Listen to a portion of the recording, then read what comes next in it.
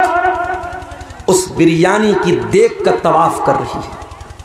मुसलमान औरत, शायद वो बिरयानी बड़े पीर साहब के नाम से बनाई गई होगी, 11वीं शरीफ की बिरयानी रही होगी। उस बिरयानी का तवाफ कर रही है, उस बिरयानी को सजदा कर रही है, उस बिरयानी को चूम रही है। कौन? मुसलमान औरत। अल्लामा इकबाल ने कितनी सच्ची बात कही थी, वज़ा में तुम हो नसारा तो तमद्दुन में हुनूद, ये मुसलमान है जिन्हें देख के शर्माए यहूद। हम दूसरों को क्या तौहीद का पाठ पढ़ाएंगे जब हमारा खुद मुसलमान भाई कभी कब्र पे सजदा कर रहा है, कभी मज़ार पे सजदा कर रहा है, कभी अपने पीर साहब के आगे सजदा कर रहा है, और अब तो बिरयानी की पतीली और बिरयानी की देख के आगे भी सजदा हो रहा है। इतनी जहालत है। अभी एक त्यौहार गुजरा हमारे हिंदू भाइयों का, धनतेरस का त्यौहार। एक मरतबा बिहार में मेरा सफ़र था, धनतेरस वाले दिन प्रोग्राम था मेरा। मार्केट से गुजरा, हमारे हिंदू भाइयों क्या एक उनका मानना है, उनकी मान्यता है, उनका एक अकीदा कह लीजिए, उनकी आस्था है कि धनतेरस वाले दिन वो कुछ ना कुछ ज़रूर खरीदते हैं। गरीब आदमी कुछ नहीं खरीद सकता तो झाड़ू खरीदता है। धनतेरस वाले दिन बाइक खूब बिकती है, 4 व्हीलर खूब बिकती है, मोबाइल खूब बिकता है, क्योंकि उनका ये मानना है कि आज के दिन हमारा सामान खरीदना शुभ है। इसी बिहार की धरती पर मैंने देखा, पटना से आ रहा था मैं, रास्ते में जो मार्केटें पड़ रही हैं, देखा मुसलमान औरतें, मुसलमान मर्द भी लाइन में लगे हुए हैं। तो मुझे लोगों ने बताया कि मुसलमान भी बहुत सारे गांवों में और बहुत सारे इलाकों में मुसलमान भी ये मानता है धनतेरस के दिन कुछ ना कुछ ज़रूर खरीदना चाहिए। ये मुसलमान का हाल है। अपने दीन का, अपने ईमान का, अपने अकीदे का कोई अता पता नहीं। इस्लाम के अंदर इतनी सादगी, इतना सिंपल दीन है ये। इस्लाम के अंदर कोई फालतू त्यौहार नहीं है। सिर्फ 2 त्यौहार हैं, ईद उल फित्र है, ईद उल अज़हा है। और इन 2 त्योहारों पर भी कोई नाच नहीं, कोई गाना नहीं, कोई म्यूजिक नहीं, कोई हराम काम नहीं, कोई ज़िना नहीं, कोई बदकारी नहीं, कोई फहाशी नहीं। इस्लाम वो मज़हब नहीं है जो आपको इजाज़त दे देता हो कि खुशी के नाम पे कुछ भी कर लो। इस्लाम के अंदर अगर आप कुर्बानी का गोश्त भी खा रहे हैं तो कुर्बानी का गोश्त खा के आपको शराब पीने की छूट मिल जाए, ये इस्लाम के अंदर नहीं है। दूसरे मज़ाहिब में हो सकता है, आज के दिन खूब गोश्त खाओ, खूब दारू पी लो, इस्लाम में इसकी इजाज़त नहीं है।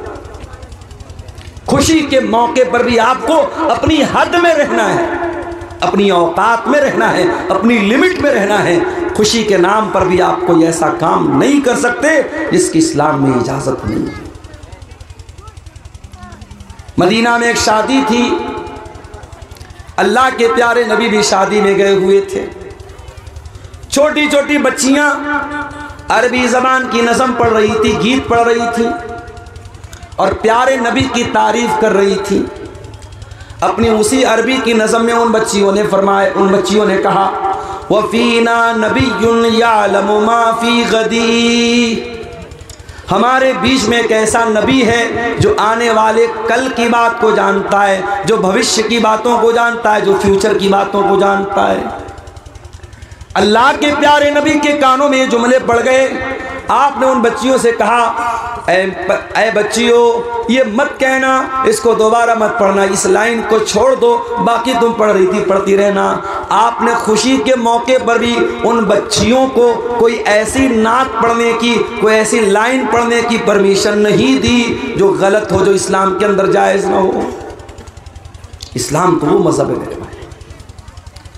दुनिया के और मज़ाहिब में इंसान अगर मर गया, कहीं बैंड बाजा बजा करके उसकी अर्थी निकल रही है, कहीं सारे लोग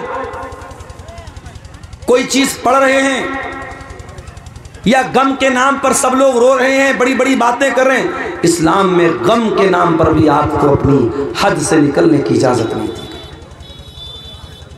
आपके जितने भी करीबी रिश्तेदार का इंतकाल हो जाए, बच्चे का इंतकाल हो जाए, माँ को इजाज़त नहीं, बेटे का इंतकाल हो जाए, बाप को इजाज़त नहीं, बीवी का इंतकाल हो जाए, शौहर को इजाज़त नहीं कि वो अपने गरिबान को चाक करे, अपना कपड़ा फाड़े, अपने गाल पे थप्पड़ मारे। अल्लाह के प्यारे नबी फरमाते हैं, लैसा मिन्ना मन लतमल खुदूदा व शक्कल जुयूबा व दावल जाहिलिया। वो इंसान हम में से नहीं है जो दौरे जाहिलियत की पुकार पुकारे, जो गम की हालत में अपने चेहरे पर, अपने रुखसार पर थप्पड़ मारे, जो अपने गरिबान को चाक करे। गम की हालत में भी इस्लाम में इसकी इजाज़त नहीं है। हमारे नबी के ऊपर क्या गम नहीं है? हमारे नबी ने 3 बेटियों का जनाजा उठाया। 3 बेटियों का इंतकाल प्यारे नबी की जिंदगी में हुआ। 3 बच्चों का इंतकाल, कासिम का, अब्दुल्ला का, इब्राहिम का। 3 बच्चों का इंतकाल, 3 बेटों का इंतकाल नबी के सामने हुआ। नबी अपने बच्चों के मरने पर नबी की आंखों से आंसू भी आए, नबी रोए भी हैं, और नबी के आंसुओं का जिक्र हमें हदीस की किताबों में मिलता है। उठाइए बुखारी की रिवायत, अल्लाह के प्यारे नबी को बच्चा हुआ हजरत मारिया के पेट से। आपको भी शौक था, आपको भी अरमान था, अल्लाह मुझे बेटा दे दे। आपके 2 बेटे पहले पैदा होकर के बचपन में ही इंतकाल कर गए थे, तीसरा बेटा था। आपने बहुत खुश होकर के अपने बच्चे का नाम इब्राहिम रखा, अपने बाप इब्राहिम के नाम पर। आपने अरब के दस्तूर के मुताबिक बच्चे को देहात भेजा, ताकि देहात के माहौल में बच्चा दाई के पास दूध भी पिएगा और देहात की आबो हवा में पलेगा बढ़ेगा, उसकी सेहत भी अच्छी होगी, उसकी जुबान भी अच्छी होगी। आपने अपने बच्चे को देहात भेजा।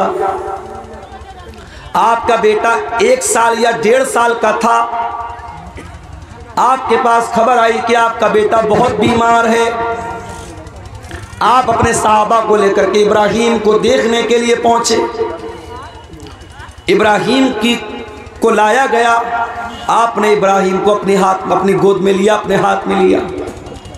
बुखारी के अल्फाज हैं, वह इब्राहिम यजूद बिनफ्सी। इब्राहिम अपनी आखिरी सांसें ले रहे थे, इब्राहिम का दम टूट रहा है, इब्राहिम की सांसें उखड़ रही हैं, और अल्लाह के प्यारे नबी अपने बच्चे को दम तोड़ता हुआ देख रहे हैं। अल्लाह के प्यारे नबी की आंखों से आंसू बहने लगे, आप रोने लगे। साहबे किराम ने कहा, अय अल्लाह के नबी, हम ये क्या देख रहे हैं? आप रो रहे हैं, आपकी आंखों से आंसू बह रहे हैं। आपने फरमाया, हाय मेरे साहबा, हाज़िही रहमतुन जअलहा अल्लाहु फी क़ुलूबि इबादी। ऐ मेरे साहबा, ये आंसू तो एक बाप के आंसू हैं जो अपने बेटे के लिए रो रहा है। एक बाप अपने बच्चे के ऊपर आंसू बहा रहा है। ऐ मेरे साहबा, मेरा बच्चा दुनिया से जा रहा है, अपने बेटे को मरता हुआ देख करके बाप की आंखों से आंसू बह रहे हैं। उसके बाद आपने क्या फरमाया, जरा गौर करना मेरे भाइयों। आपने फरमाया, इन्नल ऐन तदमा वल क़ल्ब यहज़ुन वला नक़ूलु इल्ला मा यरज़ा रब्बुना व इन्ना बिफ़िराक़िका या इब्राहीम लमहज़ूनून। ऐ मेरे बच्चे इब्राहिम, तेरे जाने से तेरे बाप की आंखों से आंसू बह रहे हैं, तेरे बाप का दिल गमगीन है। और है मेरे बच्चे, तेरे जाने से तेरा बाप बहुत दुखी है, मगर तेरा बाप अपनी ज़बान से कोई ऐसी बात नहीं निकालेगा जिससे अल्लाह नाराज हो जाए। ये है इस्लाम। बेटे के इंतकाल पर भी मुहम्मदुर रसूलुल्लाह सल्लल्लाहु अलैहि वसल्लम ने अपनी ज़बान से कोई ऐसा जुमला नहीं निकाला जिससे अल्लाह नाराज हो जाए। और आगे बढ़िए, बुखारी की एक दूसरी हदीस देखिए। अल्लाह के रसूल के पास खबर आई कि आपके किसी नवासे या नवासी की तबीयत बहुत ज़्यादा ख़राब है, आखिरी टाइम है। आपकी बेटी ने बुलवाया है कि अब्बा जान को बुला के लाओ, मेरा बेटा दुनिया से जा रहा है, मेरी बेटी बहुत बीमार है, दुनिया से जा रही है, जाओ मेरे अब्बा को बुला के लाओ। गौर करो मेरे प्यारे साथियों, अल्लाह के प्यारे नबी अपनी औलाद से बहुत मोहब्बत करते थे। और जब इंसान अपनी औलाद से मोहब्बत करता है तो नेचुरल बात है औलाद की औलाद से भी बहुत मोहब्बत करता है। अगर आपको अपनी बेटी से मोहब्बत है तो बेटी के बच्चों से यानी अपने नवासों और अपने नवासियों से भी आपको मोहब्बत बहुत ज़्यादा होगी, ये नेचुरल बात है। अल्लाह के प्यारे नबी को भी अपने नवासे से बहुत ज़्यादा मोहब्बत थी।